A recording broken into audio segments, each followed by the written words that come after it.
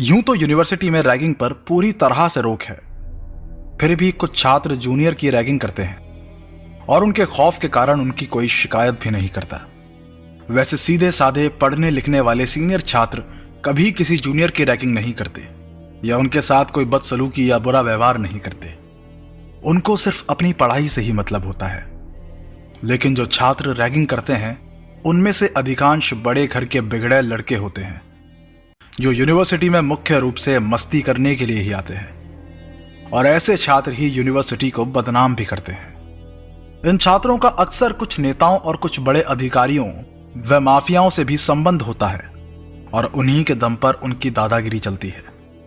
University प्रशासन के पास भी इन छात्रों की पूरी डिटेल होती है। इसके बावजूद उनके विरुद्ध कभी कोई सख्त कार्रवाई नहीं होती और इसलिए उनके हौसले हमेशा बुलंद होते हैं। रागिनी के द्वारा कुछ सीनियर छात्रों की पिटाई के बाद पूरी यूनिवर्सिटी में हंगामा हो गया। जूनियर छात्र मजे ले रहे थे जबकि सीनियर छात्र हक्के बक्के थे।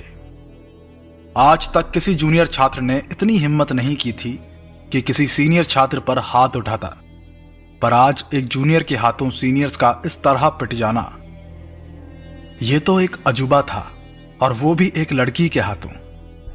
अब आगे चाहे कुछ भी हो, पर फिलहाल तो इन सीनियर छात्रों की सारे टीचर्स और छात्रों के बीच ऐसी की तैसी हो गई थी। यह रागिनी इस तरह बुरी तरह टूट पड़ी थी उन पर मानो जूडो कराटे और फ्री स्टाइल कुश्ती की ओलंपिक चैंपियन हो। उसने बहुत बुरी तरह पीयूष और उन सभी बदतमीज छात्रों की पिटाई की थी। मामला अब आगे तक तो पहुंचना ही था।